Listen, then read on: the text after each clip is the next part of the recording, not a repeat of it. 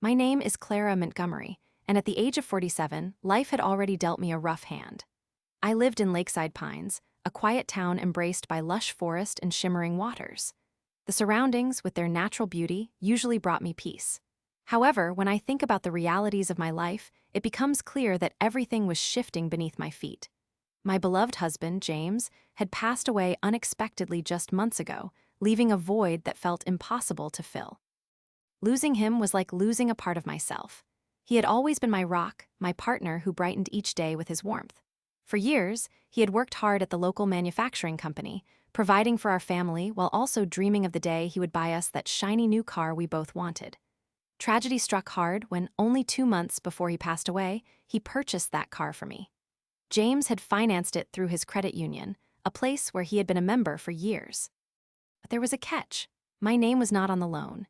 Even with my shattered heart, I tried to stay strong, but that strength began to wane when problems surfaced. I remember the day vividly.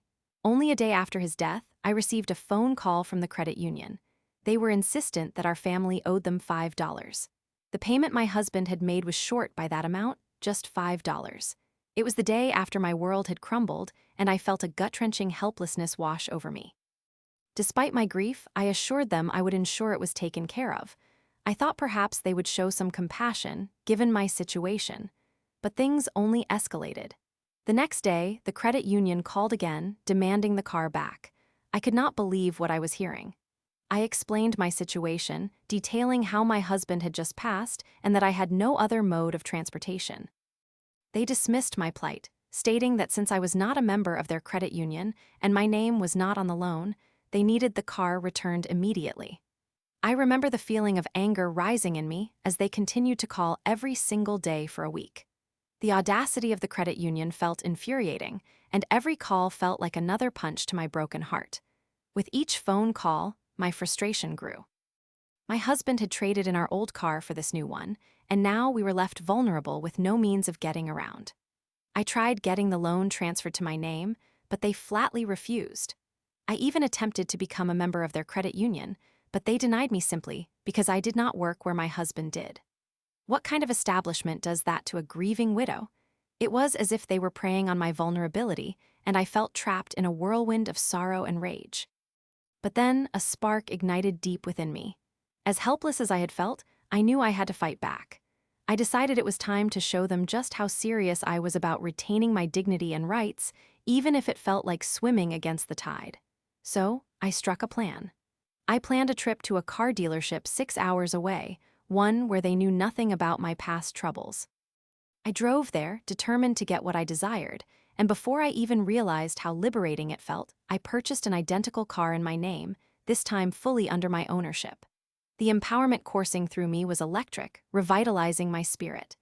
I left the original car, the very one the credit union had harassed me to return, in the dealership parking lot. And as an act of defiance, I threw the keys in the nearest trash can. It felt surreal and wickedly thrilling.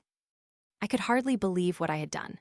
The following day, when the credit union called once again, asking me about my old car, I calmly disclosed its location, urging them to go get it themselves. As expected, they were unfazed and continued to demand that I return it to them. At that moment, the flood of adrenaline surged, and I replied with a boldness that I did not know I had left in me. "Fine, go get it," I said defiantly before hanging up the phone.